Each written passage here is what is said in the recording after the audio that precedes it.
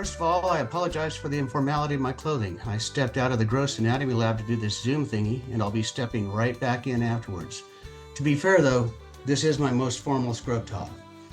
That said, I'd like to thank the great folk in TOS for presenting me with this award. It's always nice to be recognized. I would also like to thank all the people, without naming names, there are too many, who have birded in my region and provided the fuel for my compiling and reviewing efforts.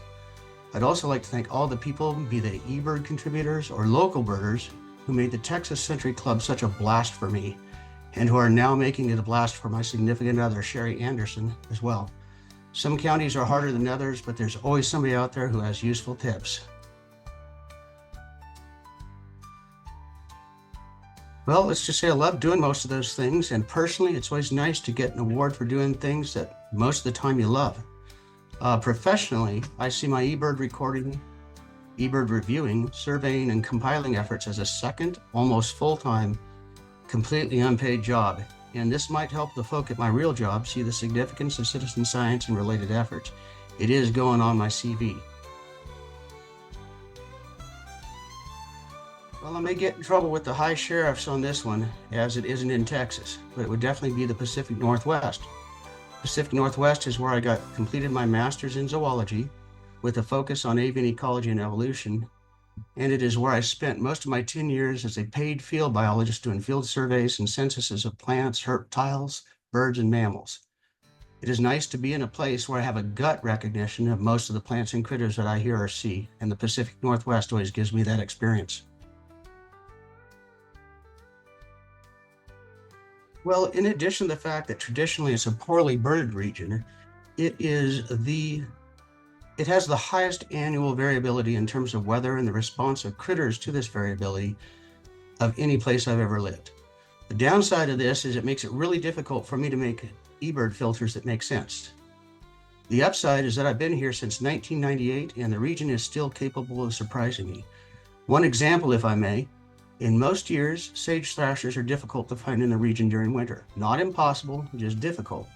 This winter, for whatever reason, it has been hard to spend time in appropriate habitat without finding many sage thrashers. This is the first year in close to 30 years that has been the case. So though the wind and dust and drought may get me down at times, the region is still surprising me. And you gotta love a region that can surprise you for that long.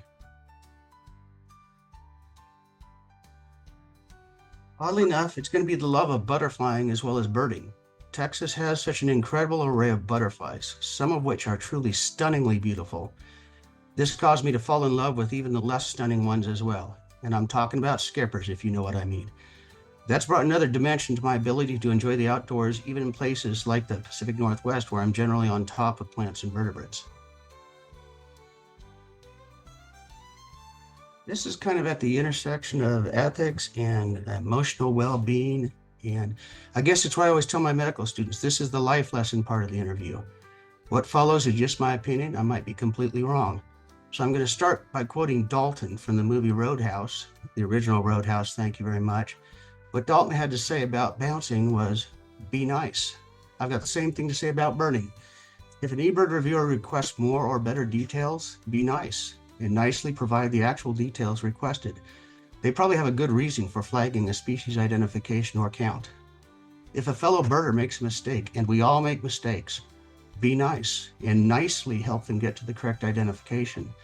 This is an opportunity to help someone become a better birder, and in the long run, it improves the data set.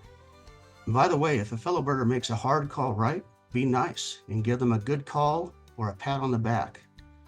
If a visiting birder wants a little help and you have the time, be nice. Find out what they want to see and give them some tips.